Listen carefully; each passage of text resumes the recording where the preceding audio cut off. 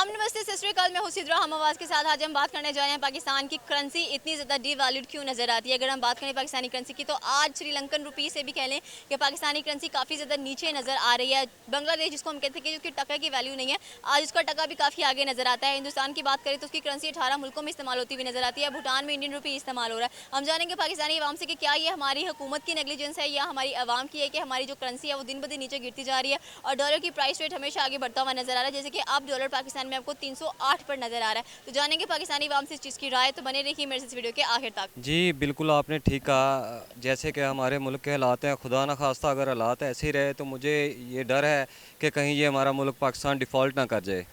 तो ये तो अब निगरान सेटअप पे है कि वो मुल्क को किस सिमत पे लेके जाते हैं।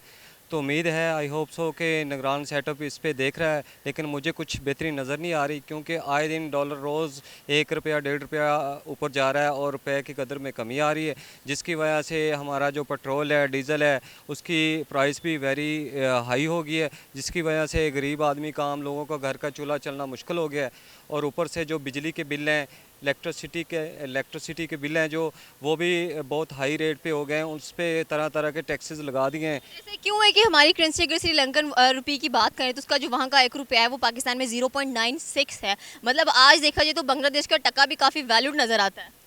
देखिए जी, बांग्लादेश की तो हम बात ही नहीं कर सकते। वो हमारे मुल्क का हिस्सा था। जैसे ही वो हमसे जुदा हुए हैं, उन लोगों ने मेहनतें की हैं, उन लोगों ने अपना मकाम बनाया, और आज बांग्लादेश किधर है और हम कहीं पे कहाँ से कहीं पहुँच गए हैं। तो सूरत हाल ये है कि ये हुक्मरानों पे है कि गवर्नमेंट पे है। गवर्नमेंट इस पे कॉन्संट्रेट करेगी तो मामलात बेहतर हो सकते हैं। बांग्लादेश ज़ीरो से ऊपर गया है तो हम ऊपर से नीचे आए हैं। तो अगर हमारी गवर्नमेंट, हमारी इस्टेब्लिशमेंट ये सब चीज़ें देख तो रही है, इस पे ज़रा तवज्जो तलब बात यह है कि इस पे वो अगर ज़्यादा कॉन्संट्रेट करते हैं तो इंशाल्लाह ताला हम भी बांग्लादेश। ऐसे क्यों है कि इस वक्त अगर भूटान की बात करें तो वहाँ पर भी इंडियन रुपी इस्तेमाल हो रहा है। इंडिया की जो करेंसी है इस वक्त 18 मुल्क इस्तेमाल कर रहे हैं, मतलब उनकी करेंसी की वैल्यू भी ऊपर गई। वहाँ पर डॉलर भी आपको 82 83 मिलेगा। हाँ, अगर हम इंडिया की बात करें तो मेरे ख़्याल में मेरे पास तो कोई वर्ड नहीं है। बेसिकली तो हमारे वो इंडिया जो है कंपटीटर है, तो इंडिया की हम बात ना करें तो बेहतर है। इंडिया तो आसमान पे पहुंच गया। देखिए, पिछले दिनों में वो चांद पे पहुंच गया और हमने बड़े फ़ख्र से एक वो मीम बनाई थी कि अगर इंडिया चांद पे पहुंच गया तो हमारे परचम में भी चांद है। लेकिन ये को मैं समझता हूँ कि ये अचीवमेंट नहीं, ये बाइस से शर्म बात है। उन लोगों ने टेक्नोलॉजी से फ़ायदा करके वो चांद पे पहुँचे हैं और पूरी दुनिया में इंडियन रुपीज़ जो है वो अपना बिज़नेस इंडियन रुपीज़ में कर रहे हैं। हम डॉलर के पीछे पड़े हुए हैं। चाइना देख लें, चाइना अपने युआन में बिज़नेस कर रहा है, ऐसे इंडियन अपने इंडियन रुपीज़ में बिज़नेस कर रहा है। यही चीज़ें हैं कि वो इकॉनमी उनकी बेहतर है और वो कहाँ से कहाँ पहुँच गए हैं। कल जो हालात नज़र आ रहे हैं ना, हालात को देखते हुए तो पाकिस्तान का कोई फ्यूचर नहीं नज़र आ रहा। तो अगर कोई अच्छा हुक्मरान हमें मिल जाए, इलेक्शन होंगे तो बेहतरी की तरफ जाएगा। अदरवाइज़ निगरान गवर्नमेंट है जब तक, तो ये और डी वैल्यू होगी, हमारी करेंसी भी होगी। पेट्रोल भी आपने देखा कल 20-22 रुपये महंगा हो गया है। बिजली भी, और ये सुनने में आया कि कोई डबल कर देंगे वो सारे यूनिट। तो जब तक नेक्स्ट गवर्नमेंट नहीं आएगी तब तक ये बेहतर होते नज़र नहीं आते। हम कहते थे कि जी बांग्लादेश के टके की वैल्यू नहीं है, आज उसका टका भी हमसे काफ़ी ज़्यादा ऊपर नज़र आता है। देखें, जब तक बात फिर वही आती है कि जब तक आपके गवर्नमेंट जो है ना वो सही हाथों में नहीं आएगी, आपकी गवर्नमेंट जो बेहतर नहीं काम करेगी, उससे भी बेहतर है कि हमारी ज़िम्मेदारी है। तो जब तक हम नहीं बेहतर होंगे, हमारी गवर्नमेंट भी नहीं, क्योंकि उनको हम ही चुनते हैं। तो कहते हैं ना कि वो हमारे ऊपर वही लोग मसल्लत किए जाते हैं जिस तरह के हम खुद होते हैं। तो सबसे पहले तो हम खुद को देखें, खुद को बेहतर करें, तो बाकी मामलात खुद ब खुद बेहतर होंगे।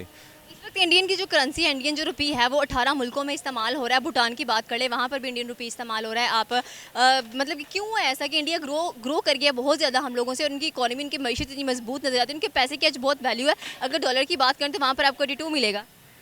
इंडिया बेसिकली समझ कह सकते हैं कि इंडिया इस वक्त सुपर पावर की दौड़ में जो है ना वो जा रहा है। तो उनकी फ़िल्म इंडस्ट्री, उनकी जितनी भी दूसरी इंडस्ट्रीज़ है ना, वो बेहतर तौर पे काम कर रही हैं और उनकी इकॉनमी स्ट्रॉन्ग से स्ट्रॉन्ग हो रही है।